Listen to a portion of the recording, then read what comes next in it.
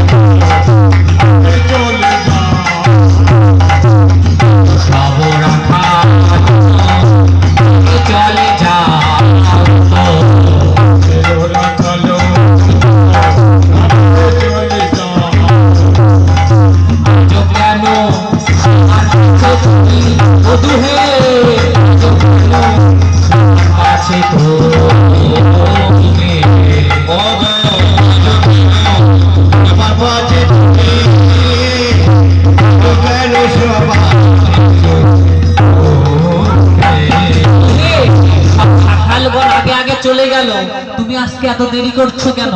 তুমি এখনো আসছো না এই রাস্তা দিয়ে, আমি কখন থেকে দাঁড়িয়ে আছি।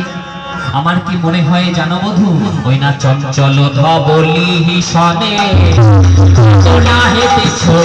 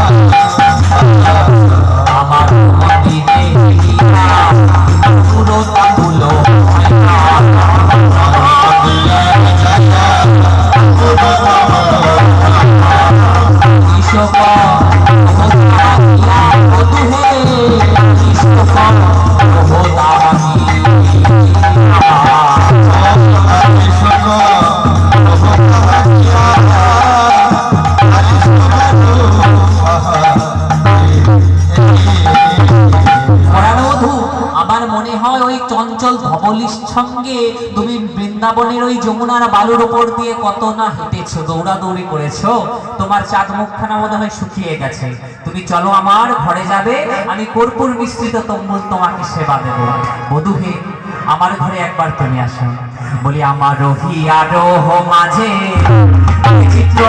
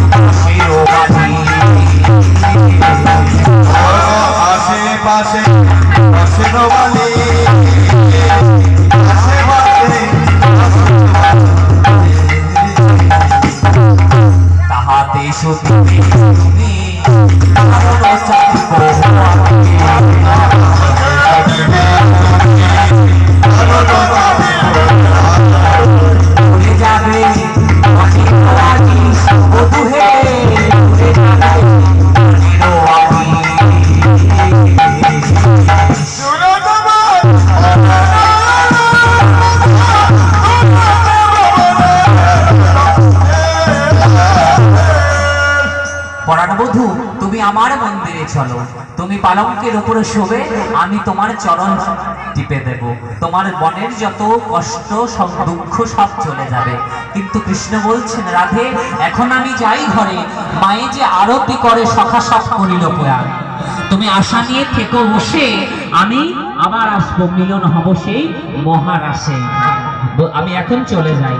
তখন কৃষ্ণ কি করলেন, রাধাকে নয়নে নয়নে কথা জানিয়ে সে চলে গেলেন নন্দালয়ের দিকে।